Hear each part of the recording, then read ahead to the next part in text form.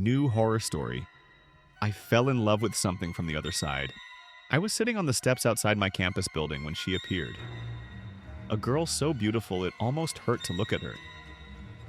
She smiled at me like we already knew each other and said, "I've been watching you for a while. I think I'm in love with you." My heart pounded so hard I could barely breathe. I'd never seen her before, but the way she looked at me, it was like she had been waiting just for me. We only had a few minutes before my next class, so we promised to meet again tomorrow.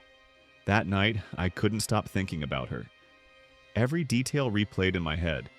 Her smile, her voice, the way her hair caught the sunlight. I wanted to know more, so I searched for her name online. I found her profile in seconds, and then my stomach dropped. Her page was filled with condolences, friends and family posting memories, crying emojis, and rest in peace messages.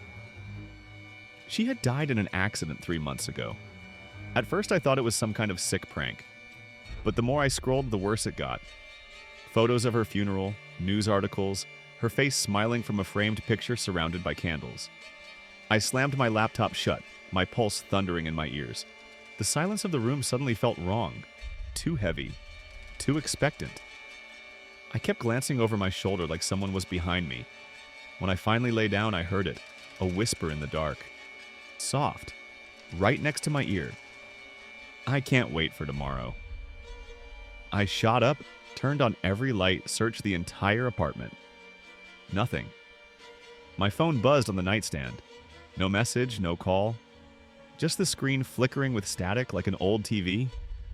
I didn't sleep. Every time I closed my eyes, I saw her. Sometimes smiling, sometimes staring, sometimes crying blood. Around 3 a.m., the sound began. A dragging noise. Not outside, not in the walls. Under my bed. Fingernails scraping wood. My chest locked tight as I leaned down, praying I'd see nothing. Only dust and shadows stared back. When I sat back up, she was on my bed. Her hair hung forward, hiding her face, shoulders trembling like she was laughing. My throat ripped open in a scream, but when I blinked, she was gone. Only the sheet still sank as though someone had just stood up. I told myself it was a nightmare, until the second dream started. I woke inside my own room, or thought I did. She was perched in the corner, her head tilted too far, whispering words I couldn't understand. My body refused to move. I tried to scream, but no sound came out. Then she shifted. Her back arched, bones cracking, as she crawled up the wall and onto the ceiling, her fingers scraping against the plaster like nails on a coffin lid. I squeezed my eyes shut, praying it would end. When I opened them, I was still in bed. But the air was colder, heavy with the smell of dirt and roses. The same smell that roses from her funeral would have. The mirror across the room began to glow faintly. I didn't want to look, but my eyes betrayed me. Her reflection stood there, smiling. Her lips moved, but I couldn't hear the words.